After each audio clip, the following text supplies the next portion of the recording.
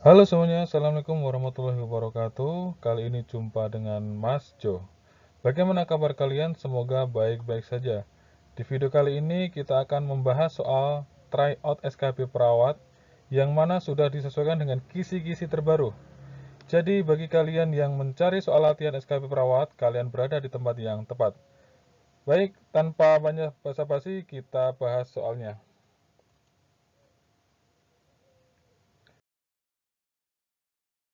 Soal yang pertama,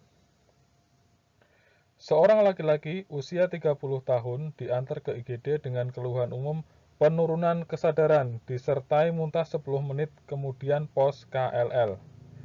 Berdasarkan pengajian respon verbal pasien, suara mengerang, fleksi abnormal saat diberikan rangsangan nyeri, dan membuka mata dengan rangsangan nyeri.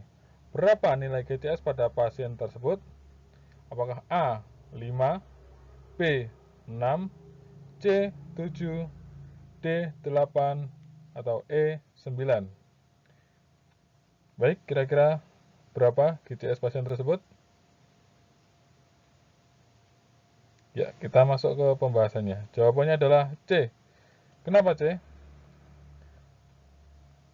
Kita lihat fokus data di atas menunjukkan GCS-nya adalah 7. Didapatkan respon buka mata dengan nyeri itu 2.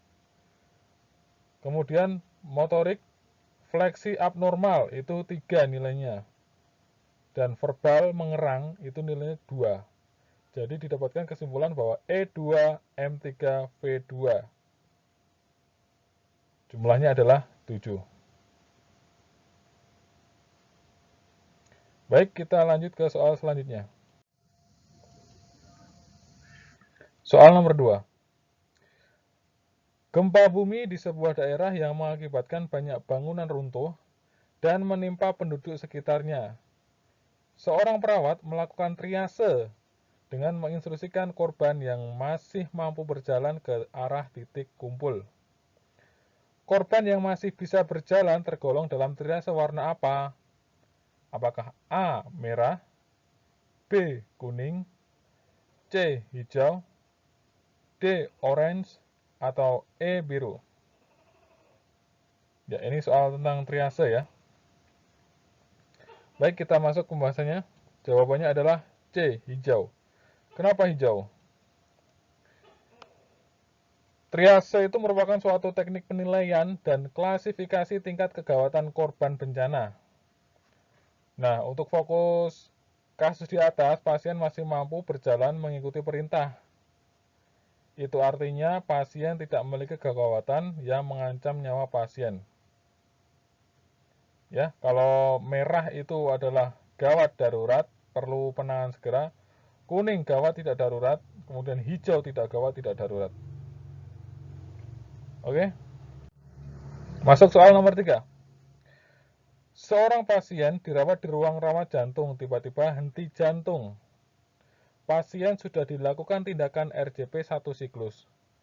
Hasil EKG menunjukkan ventricle takikardi dan dilakukan defibrilasi 360 Joule 1 kali. Kemudian dilanjut dengan RJP 1 siklus. Tindakan apa yang harus dilakukan selanjutnya? Apakah A. Defibrilasi 360 Joule, B. RJP 1 siklus lagi, C. Beri nafas buatan, D. Berikan epinefrin 1 mg, atau E. Hentikan tindakan?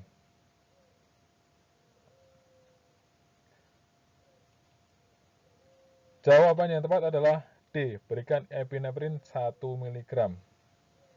Nah, setelah dilakukan defibrilasi 1 kali, maka dilanjutkan RJP 1 siklus. Kemudian tindakan selanjutnya yang tepat adalah pemberian epinefrin 1 mg.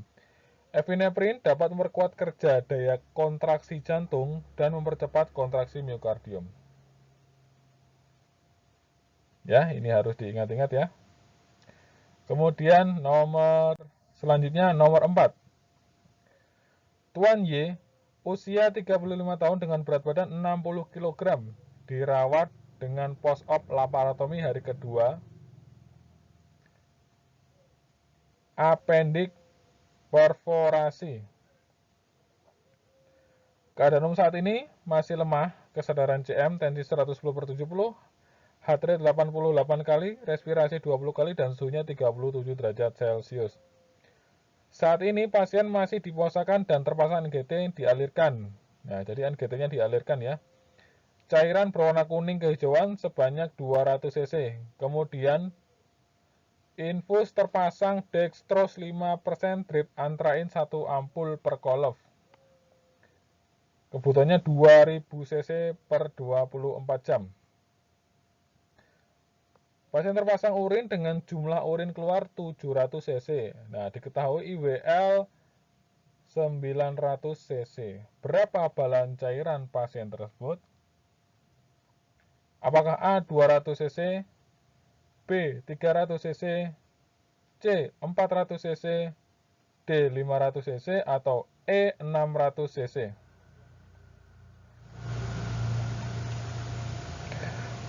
Jawaban yang tepat adalah A 200 cc. Kita ke pembahasannya. Balan cairan itu rumusnya adalah intake dikurangi output. Nah, di sini intake-nya, karena pasien masih puasa, intake-nya hanya dari infus. Jadi 2000 cc. Ini intake-nya 2000 cc. Kemudian outputnya itu adalah cairan yang keluar dari NGT 200 cc. Kemudian urinnya 700 cc. Kemudian diketahui IWL-nya 900 cc. Jadi jumlah total cairan keluar adalah 1800 cc. Jadi 2000 dikurangi 1800 cc. Jawabannya adalah 200 cc. Gitu teman-teman, kita lanjut ke nomor 5. Seorang laki-laki mengalami KLL umur 25 tahun dibawa ke IGD dengan mekanisme tabrakan motor dengan gerobak besi. Pengkajian fisik ditemukan luka lecet di tangan dan lutut dengan kondisi luka kotor. Tensi darah menunjukkan 130/70, heart rate 84 kali, respirasi 20 kali. Masa keperawatan pada kasus di atas adalah A. Resiko shock hipovolemik, B. Nutrisi kurang dari kebutuhan tubuh, C. Bersihan jalan nafas tidak efektif, D. Resiko infeksi, E. Penurunan kardiak output. Nah, jawabannya adalah D. Resiko infeksi. Kenapa D? Nah, resiko infeksi itu adalah peningkatan masuknya organisme patogen. Pada kasus di atas, resiko infeksi ditandai dengan terdapat luka terbuka dan kotor. Ya, merupakan salah satu media perantara masuknya organisme.